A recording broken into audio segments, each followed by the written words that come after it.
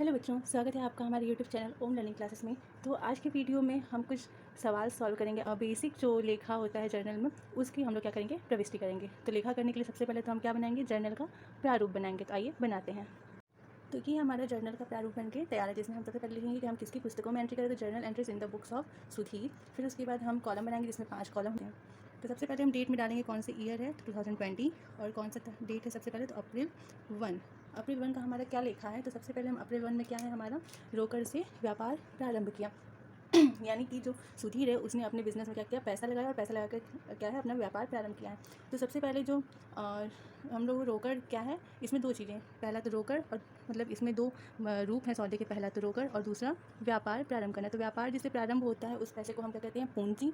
तो हम क्या करेंगे, पूंजी के नाम से यानी कि कैपिटल के नाम से एंट्री करेंगे। तो रोकड़ से व्यापार प्रारंभ कर रहे हैं, तो रोकड़ जो है वो व्यापार में लग रहे हैं, यानी कि रोकड़ जो है वो हमारा वास्तविक खाते संबंधित है और वो व्यापार में लग रहा है, यानी कि वो व्यापार में आ रहा है। तो आने वाली वस्तु या संपत्ति क्या करते हैं, डेबिट करते हैं।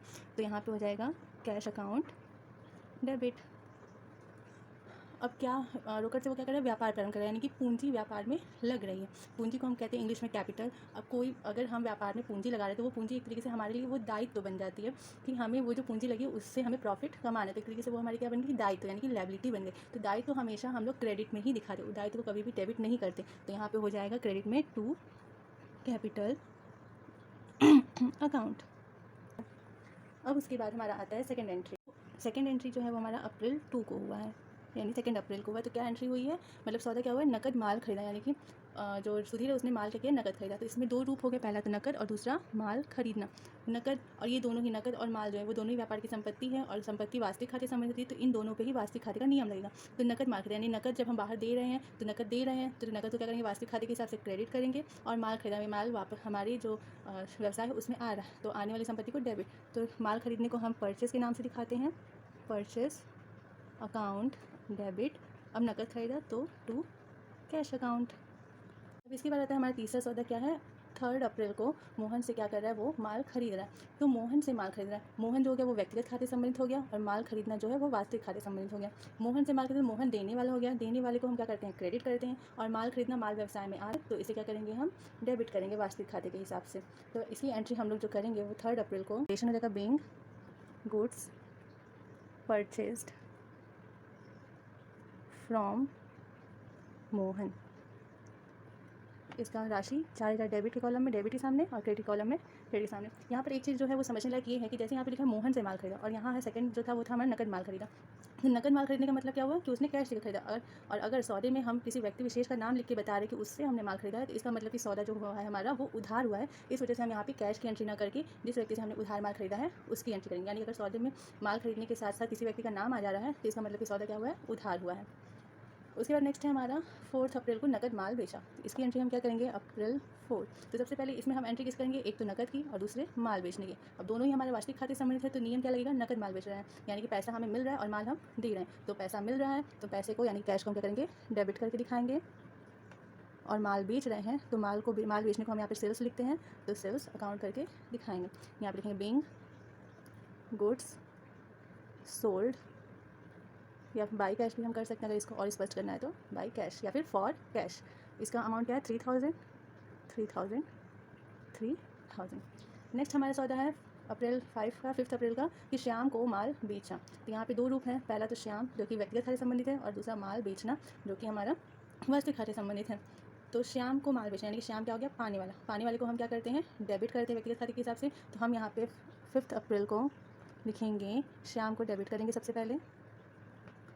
फिर हमारा क्या है, माल बेचा, तो टू सेल्स अकाउंट।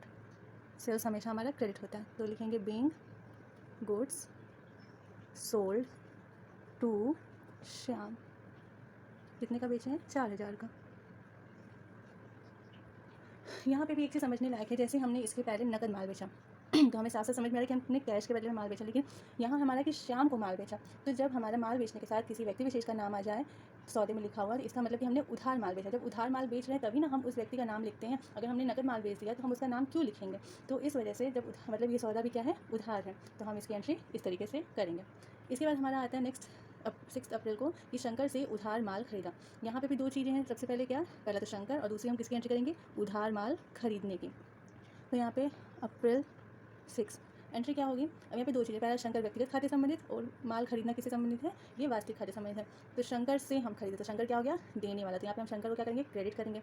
दूसरा उधार माल खरीदा, यानी कि हम परचेस कर रहे हैं, उधार माल खरीदने को भी हम परचेस के नाम से ही दिखाएंगे। तो यहाँ परचेस कर रहे हैं तो परचेस हमेशा क्या होता है? डेबिट होता है। तो परचेस यहाँ पे परचेस का शॉर्ट फॉर्म लिख करके भी हमें दिखा देते हैं, परचेस अकाउंट डेबिट टू किससे खरीद रहे हैं? शंकर से, तो टू शंकर। यहाँ पे लिख देंगे नरेशन में, बिंग गुड्स परचेस्ड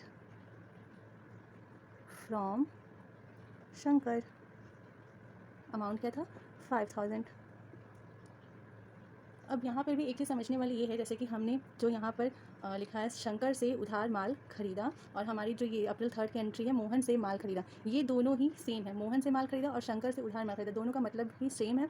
बस यहाँ पर हमने उधार लिख दिया है और यहाँ पर उधार नहीं लिखा, लेकिन दोनों ही जो हमारे सौदे हैं वो क्या है? उधार है। अगर नाम आ गया है तो यानी कि सौदा जो है वो उधार ही हो रहा है, चाहे यहाँ पर उधार लिखा हो चाहे यहाँ पर उधार ना लिखा हो। तो इन दोनों को ही हम उधार समझ के ही एंट्री, जैसे हम देख सकते हैं कि अप्रैल 3 की एंट्री भी सेम है, purchase account debit to Mohan हम किए हैं, और अप्रैल 6 की एंट्री भी सेम है, purchase account debit to Shankar किए हैं। तो मतलब कि ये दोनों ही सौदे उधार हैं, सिर्फ और सिर्फ हमने यहाँ पर उधार शब्द को मेंशन कर दिया है और यहाँ पर नहीं किया है। ओके, अब इसके आगे है 7 अप्रैल को जो सौदा हुआ वो क्या है? किशन से नकद माल खरीदा। तो इसमें भी दो, पहले हम लोग किसको छाटेंगे? जिसकी हमें एंट्री करनी है। सबसे पहले हम किशन की एंट्री करेंगे और फिर दूसरी क्या है? नकद माल खरीदा। सॉरी, यहाँ पे किशन है, यहाँ पे 3 चीज़ें, किशन है, नकद है और फिर है माल खरीदा। यहाँ पे 3 चीज़ें हैं, ठीक है। लेकिन अब जब हम एंट्री करेंगे तो इसमें सबसे पहले हमें ये समझना चाहिए कि जब नकद, ठीक है, ये जो नकद शब्द है इसका जब हमने उल्लेख कर दिया है तो वहाँ पे व्यक्ति के नाम के लिखे होने या न लिखे होने का कोई भी मतलब नहीं बनता है। अगर हमने नकद शब्द का उल्लेख कर दिया तो यानी कि ये हमारे लिए कुछ भी नहीं है, क्योंकि अगर किसी से नकद व्यापार हुआ है, जैसे हम अगर कहीं पे राशन खरीदने जाते हैं, अगर हम नकद खरीदते हैं तो भले ही उस व्यक्ति को हमारा नाम पता होगा, लेकिन वो अपनी बहियों में उस हमारे नाम को नहीं चढ़ाएगा, वो सीधे सीधे लिखेगा कि नकद इतना माल बेचा गया। लेकिन अगर हम उधार खरीदते तब वो जो शॉपकीपर है वो अपनी बहियों में तब हमारे नाम से लिखेगा कि हाँ इनके पास हमारा इतना पैसा बाकी है। तो उसी तरीके से यहाँ पर जब नकद सौदा हो रहा है तो नाम का क्या होगा? कोई मतलब नहीं होगा। तो हम एंट्री किसी करेंगे? सिर्फ दो चीज़ों की, पहला तो नकद और दूसरा माल खरीदने की। तो जब नकद माल खरीदा तो नकद हम दे रहे हैं तो कैश हमारा क्या होगा? क्रेडिट होगा। और माल खरीदना यानी कि परचेस है, तो परचेस हमेशा क्या होता है? डेबिट होता है। तो हम 7 अप्रैल को जो एंट्री करेंगे वो करेंगे, ठीक। इसका अमाउंट क्या है? 7000, तो 7000 दोनों कॉलम में दिखा देंगे। अब अगर हम बात करें तो जैसे हम अप्रैल 7 का सौदा एक देख लें और दूसरा सौदा हम 2 अप्रैल का देख लें, ठीक है। तो 2 अप्रैल में भी हमने नकद माल खरीदने की एंट्री क्या की है? Purchase account debit to cash account, और 7 अप्रैल को किशन से नकद माल खरीदने की एंट्री भी हमने सेम की है, purchase account debit to cash. तो इससे हमें समझ में आता है कि सौदे में अगर नकद शब्द लिखा है तो उसमें व्यक्ति विशेष के नाम होने या ना होने का कोई मतलब नहीं। जैसे यहाँ पर नाम नहीं है तो भी हमने सेम एंट्री की, और यहाँ पर नाम है तो भी हमने सेम एंट्री की। नेक्स्ट हमारा जो सौदा है वो कब हुआ है? अप्रैल 8 अप्रैल को। क्या है? रमेश को नकद माल बेचा। सेम वही कंडीशन कि जब नकद शब्द यहाँ पर है तो यहाँ पर हमारे नाम की कोई वैल्यू नहीं है, तो हम किसकी एंट्री करेंगे? नकद और माल बेचने की। तो नकद माल बेचने की एंट्री सिंपल से क्या होती है? Cash account debit to sales account. अब इसके आगे हमारा आता है राम को उधार माल बेचा। 9 अप्रैल को हमने क्या किया? राम को उधार माल बेचा है, कितने का? 5000। अब इसकी एंट्री हम क्या करेंगे? तो 8 अप्रैल को हमने क्या किया है? सॉरी 9 अप्रैल को कि राम को उधार माल बेचा है। सेम वही कंडीशन, जब हमने लिख दिया है कि उधार माल बेचा है तो यहाँ पर हमें किससे मतलब होगा? पहला तो राम से मतलब होगा और दूसरा उधार माल बेचने से मतलब होगा। जैसे कि हमने यहाँ पर लिखा है अप्रैल 5 को कि श्याम को माल बेचा, और यहाँ पर लिखा है कि राम को उधार माल बेचा। दोनों का मतलब हमारा क्या है? सेम है, क्योंकि श्याम को माल बेचा तो यहाँ पर नाम लिखा है तो इसका मतलब ये उधार सौदा है, और राम को उधार माल बेचा तब तो ये अच्छे से हमें दिख रहा है कि ये उधार सौदा ही है। तो उधार शब्द लिखा हो या ना लिखा हो, अगर व्यक्ति विशेष के नाम लिखा हुआ है तो यानी कि ये उधार माल बेचा गया है। तो राम को उधार माल बेचने की भी एंट्री सेम होगी। जैसे हमने अप्रैल 5 को किया Shyam debit to sales account, तो वैसे हम अप्रैल 9 को करेंगे Ram debit to sales account. Being goods sold to Ram, कितने का हमने बेचा है? तो 5000 का। तो यहाँ पर डेबिट के कॉलम में डेबिट के सामने, क्रेडिट के कॉलम में क्रेडिट के सामने। नेक्स्ट हमारा सौदा है अप्रैल 10 को उधार माल बेचा। सिर्फ और सिर्फ यहाँ पर लिखा है उधार माल बेचा, यहाँ पर किसी व्यक्ति विशेष का नाम नहीं लिखा है। तो यहाँ पर हम क्या करेंगे कि माल बेचने की एंट्री, माल बेचने के लिए हम क्या करेंगे? सेल्स अकाउंट, और सेल्स अकाउंट क्या होता है? क्रेडिट होता है। अब उधार माल बेच रहे हैं तो जिसको हम अपना माल उधार बेच रहे हैं वो हमारे लिए क्या हो गया? देनदार हो गया, यानी कि डेप्टर हो गया, और डेप्टर हमेशा क्या होते हैं? डेबिट होते हैं। तो अप्रैल 10 को हम जो एंट्री करेंगे वो करेंगे डेप्टर। अब डेप्टर जो होगा वो जाहिर सी बात है कि कोई व्यक्ति विशेष होगा तो उसका नाम होगा। यहाँ पर हो सकता है बाई चांस कि किसी वजह से उस जो व्यापारी उसे व्यक्ति विशेष का नाम न याद हो, तो जिस कंडीशन में यहाँ पे हमें डेप्टर अकाउंट लिखना पड़ रहा है, तो डेप्टर अकाउंट डेबिट करेंगे टू, अब माल बेचें तो टू सेल्स अकाउंट हो जाएगा। Bing goods sold on credit. On credit का मतलब क्या, उधार पर। ओके, नेक्स्ट हमारा है अप्रैल 11 को हमने उधार माल खरीदा। यहाँ पे भी सेम कंडीशन है कि उधार माल खरीदा, बट हमें व्यक्ति विशेष का नाम नहीं पता कि किससे खरीदे हैं, तो हम इसकी सिंपल सी एंट्री, जैसे हम उधार माल खरीदने की एंट्री करते हैं, परचेस अकाउंट डेबिट टू किस उस व्यक्ति विशेष का नाम। तो यहाँ पर व्यक्ति विशेष का नाम हम नहीं जानते, तो हम यहाँ पर लिखेंगे परचेस अकाउंट डेबिट टू। अब हमने जिससे उधार माल खरीदा है वो हमारे लिए क्या हो गया, हमारा लेनदार हो गया, यानी कि हमें उसे भविष्य में पैसा चुकाना। लेनदार जो होते हैं उनको इंग्लिश में क्या बोलते हैं, क्रेडिटर। तो व्यक्ति विशेष का नाम न पता होने से यहाँ पे हम क्या लिखेंगे, क्रेडिटर अकाउंट। तो फिर लिखेंगे Bing goods purchased on credit.